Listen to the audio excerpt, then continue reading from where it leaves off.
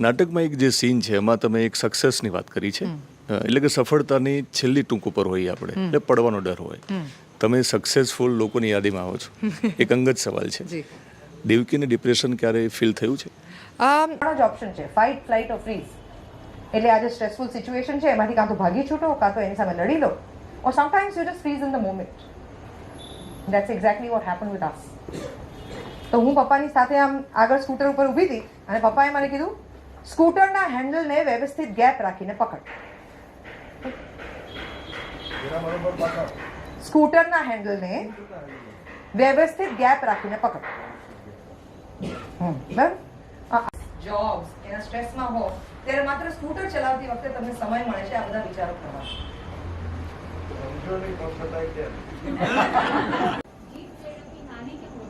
ગમે તે રીતે જીત મેળવવી, નાની કે મોટી. 517. આરજે દેવકીને જ્યારે રેડિયોમાં સાંભળીએ ત્યારે વારંવાર બોલી અદ્ભુત. આરજે દેવકીને જ્યારે મંચન કરતા જોઈએ નાટકનું ત્યારે પણ જોઈએ અદ્ભુત. અને મેં તો સમુદ્ર મંથન જોયું છે. સમુદ્ર મંથન જ્યારે થયું ત્યારે અમૃત અને વિષ બંને મળ્યા હતા, અને દેવકી જ્યારે સમુદ્ર મંથન કરે એ પછી આપણને હંમેશા અમૃત જ મળે. તો અમૃત જેવું એક અદ્ભુત નાટક મેં જોયું છે, એ નાટક વિશે વાત કરવી છે. દેવકી, આ નાટક મને ખૂબ ગમ્યું છે, અને જે આપણું ફર્સ્ટ રિએક્શન હોય જે નેચરલ છે, અદ્ભુત છે. અદ્ભુતની આખી યાત્રા સમજવી છે. આ કોવિડ પહેલાંની યાત્રા છે. આ નાટકની વાત મારા જે દિગ્દર્શક છે મનોજ શાહ, એમના દીકરાના લગ્ન હતા, જન્મના લગ્ન બપોરના 12:30 હતા. મને સવારના 10:30 ફોન આવ્યો, એટલે મેં સીધું ઉપાડીને કીધું હા મનોજભાઈ, હું આવી જઈશ. તો કે નહીં વાલા, એ વાત નથી કરવાની. એક છે ને ડંકન મેકમિલનની કૃતિ છે એવરી બ્રિલિયન્ટ થિંગ, એનું એક ગુજરાતી એડેપ્ટેશન આપણા મિત્ર સચ્ચિત પુરાણીકે કર્યું છે. અને એ નાટક એવું અદ્ભુત છે કે જેમાં એક દીકરી પોતાની માને બચાવવા માટે અદ્ભુત વસ્તુઓનું લિસ્ટ બનાવે છે. અને મને એવું છે કે તું એ ભજાવ. તો મનોજભાઈ, તમારા દીકરાના લગ્ન છે, તમે મને ક્યાં ત્યાં નાટક ઓફર કરો છો? નહીં તું આવવાની છે ને? મેં કીધું હા, હું આવવાની છું. હા તો તું અહીંયા આવી જા, પછી આપણે વાત કરીએ. હું લગ્નની ચોરીમાં જ્યારે પહોંચી ત્યારે એક બાજુ ફેરા ફરાતા હતા, એ મારી જોડે નાટક વિશે વાત કરતા હતા કે જો આ કરવાનું છે, આ કરવાનું છે, આવી રીતે કરવાનું છે. અને આ સોલો પરફોર્મન્સ છે ઓફ 1.5 hours, પણ ફૂલ ઇન્ટરેક્ટિવ છે. એટલે મારા સિવાયના જેટલા પણ પાત્રો છે તે બધા ઓડિયન્સમાંથી આવશે. અને મને કહે કે મને એવું લાગે છે કે તું આ કરી શકીશ. પછી સ્ક્રિપ્ટ મારી પાસે આવી ત્યારે મને ખબર પડી કે આની અંદર એટલું બધું યાદ રાખવાનું છે, અને ઇટ ઇઝ સો ચેલેન્જિંગ, કારણ કે આખું નોન લિનિયર છે. એટલે એ પેલું આમ એક સીધી વાર્તા હોય ને કે એક હતો રાજા, એક હતી રાણી, પછી આવું થયું, પછી આવું થયું. It's not that simple. It goes back and forth in past and present and in numbers and memories and એટલે એટલું બધું આમ છે. So to mug it up, અને પાછું તમારી સામે બીજું કોઈ એક્ટર નથી કે જેની લાઇન પરથી તમને યાદ આવે કે હવે તમારી લાઇન શું હશે. પ્લસ તમે જેટલા લોકોને પ્લેની અંદર ઇન્વોલ્વ કરો છો એ બધું ઓડિયન્સ રોજ બદલાય છે, અને એ બધાના પરફોર્મન્સ, એમની પર્સનાલિટી બધું બદલાશે, કારણ કે એ લોકોને ખબર નથી કે એ લોકો આવીને ભજવવાનું છે, અને મને ખબર નથી કે એ લોકો ભજવણીમાં શું કરશે. એટલે the spontaneity is challenged every time when you perform that. અને ઇવેન્ચ્યુઅલી 1.5-2 વર્ષના અંતે અમે ફાઇનલી આ ઓક્ટોબરની અંદર નાટક ફરીથી અનાઉન્સ કર્યું, અને હવે અમે ભજવણી શરૂ કરી. તો સ્ક્રેપયાર્ડની અંદર અમે લગભગ 6 શો કર્યા. મુંબઈમાં પૃથ્વીમાં આને પ્રીમિયર કર્યું, એના 2 શોઝ થયા. અને દર વખતે નવું ઓડિયન્સ આવે છે કે જે અલગ એજ ગ્રુપનું હોય, એમની રિસેપ્ટિવનેસ અલગ હોય છે, અને એટલે રોજ અદ્ભુત અનુભવો થાય છે એની અંદર. દેવકી, સિનેમા હોય કે પછી નાટક હોય, એ મનોરંજન તો આપે જ છે. જી. પણ આ નાટક મને થોડું જુદું લાગ્યું, અને કોવિડ પછી કદાચ લોકો વધારે વિચારતા થયા છે. અને ડિપ્રેશન એક એવો શબ્દ છે જે બોલતા જ કદાચ બહાર લાગે છે. તો મેસેજ શબ્દ નહીં વાપરું, પરંતુ ન ખબર પડતા નાટકથી જે લોકોના જીવનમાં બદલાવ આવવાનો છે, અથવા નાટક લોકોએ શા માટે જોવું જોઈએ એ પણ આપણે સમજવું છે. આપણે છે ને ડિપ્રેશન કે મેન્ટલ હેલ્થ કે એન્ઝાયટી, આવા શબ્દો જ્યારે વાપરીએ છીએ ને ત્યારે આપણને બધાને એનો ભાર લાગે છે, કારણ કે એની ફિલિંગ આપણને ખબર છે.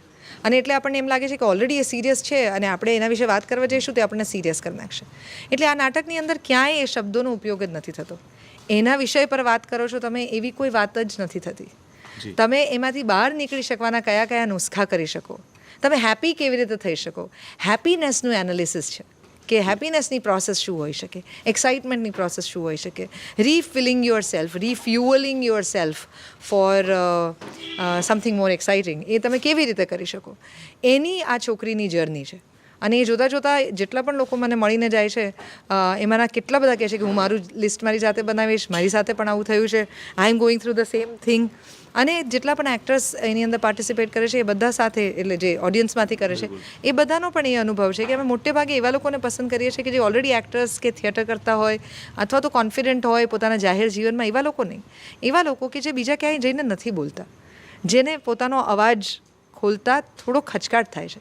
એવા લોકો અહીંયા જ્યારે મંચ ઉપર બધાની વચ્ચે જ્યારે પરફોર્મ કરે છે, એમના માટે જ્યારે તાલીઓ પડે છે, ત્યારે ઓટોમેટિકલી એમને એમ લાગે છે કે આઈ એમ ગુડ.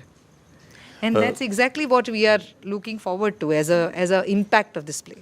નાટકમાં એક જે સીન છે એમાં તમે એક સક્સેસની વાત કરી છે, એટલે કે સફળતાની છેલ્લી ટૂંક ઉપર હોઈએ આપણે, એટલે પડવાનો ડર હોય. તમે સક્સેસફુલ લોકોની યાદીમાં આવો છો, એક અંગત સવાલ છે, દેવકીને ડિપ્રેશન ક્યારે ફીલ થયું છે? I have multiple times been through depression અને I have also attempted suicide in my childhood. એટલે મને આ બંનેનો અનુભવ છે, મને થેરપીનો અનુભવ છે અને મારા જે કારણો રહ્યા છે એ એકચ્યુઅલી ક્યારેય પણ કરિયર કે વર્ક સેન્ટ્રિક નથી રહ્યા, એ વધુ અંગત કારણો રહ્યા છે. અને મને જે એની અંદરથી નીકળવા માટે સ્ટ્રગલ પડી છે, I have been extremely fortunate that મારું ફેમિલી બહુ જ અન્ડરસ્ટેન્ડિંગવાળું, બહુ how do you say it, પણ એ એટલું અવેર છે કે આના વિશે તમે એની સાથે ખુલીને વાત કરી શકો. પ્રોએક્ટિવ છે કે એમને થોડોક પણ તમારી અંદર કંઈ ડિફરન્સ દેખાય તો તરત બેસીને તમારી સાથે વાત કરે. મારી પાસે સેમ મિત્રો છે છેલ્લા લગભગ 25 વર્ષથી.